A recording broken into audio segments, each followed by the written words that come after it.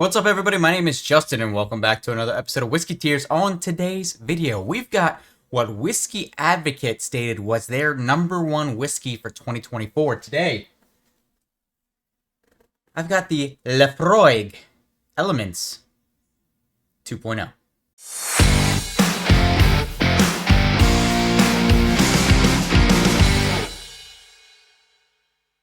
Okay, first of all, before we get into what exactly this is, $150 I got this for. $150, and what a presentation for $150. It is just like a strong cardboard, but it looks really, really nice. And you open it up, it's got a bunch of information on the inside. The bottle is displayed nicely. Like, even though it is just cardboard, like, it's still very good for presentation. I'll probably, in the new whiskey room in the new house, have it displayed just like this somewhere on one of the shelves because it is so nice looking. But excited for this one. We don't do Scotch a lot here on the channel, but when I saw that my friends over at Spirits and Wine of Calvert posted on their Instagram that they got this bad boy in and it was available, and it was Whiskey Advocate's Whiskey of the Year last year, I figured I gotta try it out. Okay, so the Laphroaig Elements 2.0 is cask strength, coming in at 119.2 proof. It is an Islay single malt Scotch whiskey, which is matured only in one-use bourbon barrels. The thing about this particular bottle that apparently is different than, you know, the regular stuff is that the fermentation time is like twice as long, something along those lines. We can read the inside for you real quick here. Elements 2.0 is the second in the series where a dramatically extended fermentation time enhances Laphroaig's fruitier notes. It was distilled after a particularly frosty January gave us a long cold period to lengthen our standard 55-hour fermentation time to a slower 115 hours, nearly 5 full days in the tunes.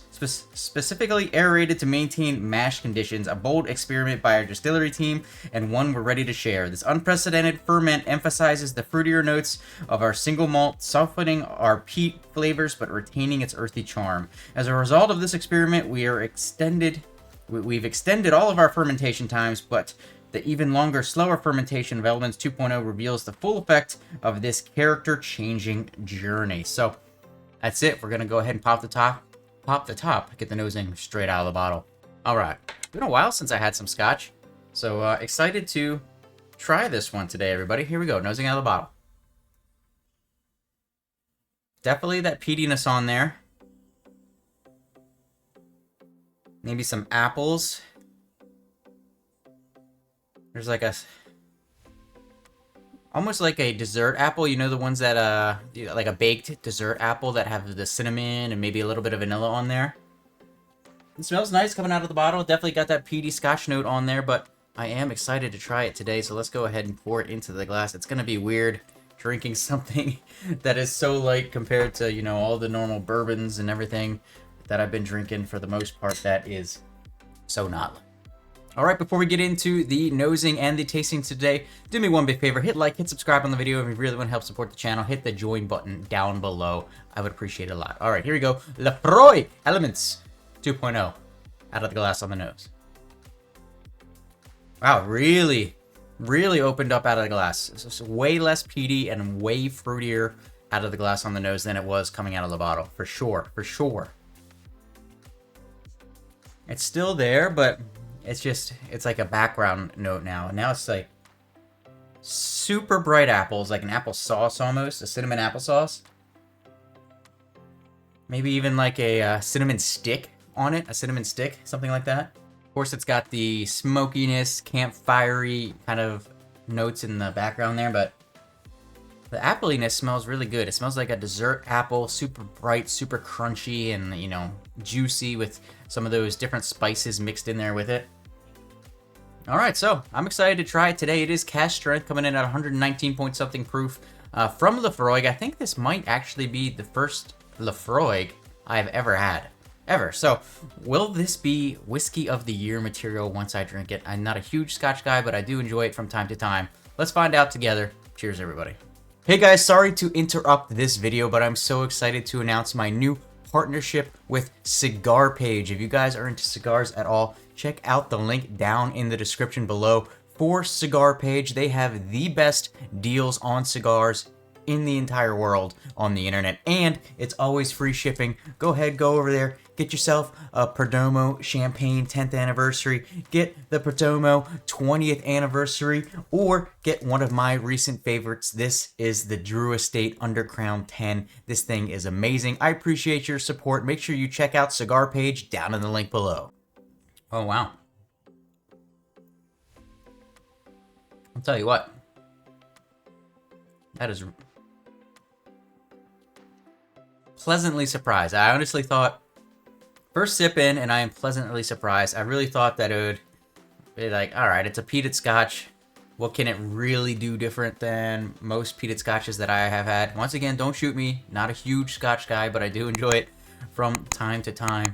But first sip, I am really impressed. The peatiness is there, but it's in the background. It's like a smoky earthiness in the background, but super bright fruity flavors up front that I'm gonna have to unpack a little bit more. Yeah, super appley, even some orange on there, like a spicy orange note as well. Maybe a little bit of a, what's that? Yeah, if you had all of that and it was coated in like a thin layer of honey, but it was like a light honey almost, if that makes sense. It was like a light honey, not a super dense honey, like maybe the bees were on a diet or something and they was just slightly drizzled over there on top of that apple and orangey note, and then it comes in with the nice lingering smokiness on top of that. I think the smoky, earthy undertones really help accentuate those fruity, acidy notes that are definitely up front and predominant on this thing. Really good. It even has a bit of viscosity to it. I can't say that I normally get viscosity out of scotches. I think they tend to be more dry on the palate to me, at least the ones that I've had and the ones that I've owned, but there's actually a little bit of viscosity on this. So they do have some notes that they have on the inside of the box that I notice here. It says notes of stewed apples. Okay, stewed, that's kind of like a dessert apple almost. Stewed apples, vanilla custard with hints of zest. Okay, orange peel with drizzles of honey, smoldering bonfires, and smoked seafood, and a warming sweet finish. I can definitely get on board with that warming sweet finish. Smoked seafood is not something that I've ever heard on a tasting note before. Let me see it.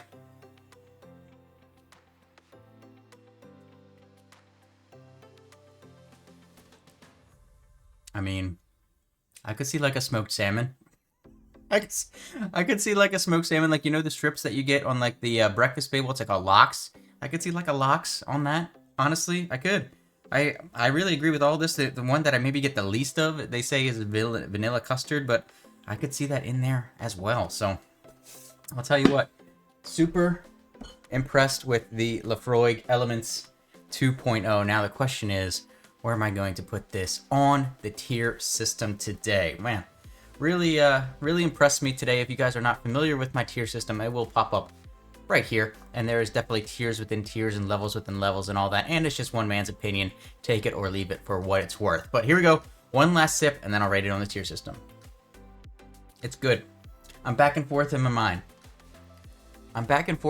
Between S and A, honestly. I'm back and forth.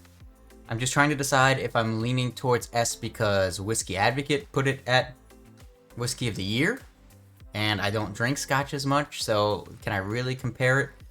Is it one of the best Scotches I've ever had? Yeah, absolutely. I'd say that's pretty easy. I have had a good amount of Scotches, I would say, but I don't own a good amount, and I don't drink it on the regular. But yeah, it's very good, especially for $150. The presentation, the flavors, you know what? The viscosity. I just talked myself into it. I'm doing it officially today. The Laphroaig Elements 2.0.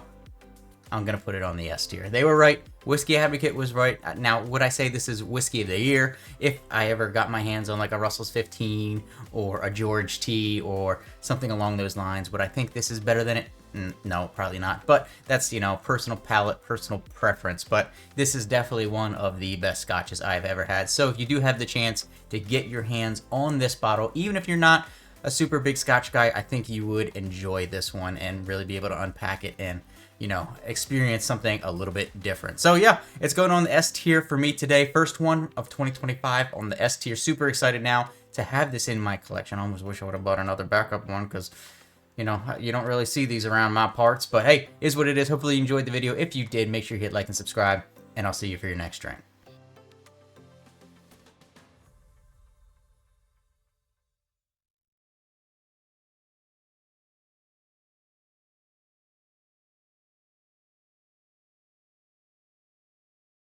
Hey guys! Hope you enjoyed today's video. If you did, make sure you hit subscribe for more great content and be sure to smash that like button. See ya later.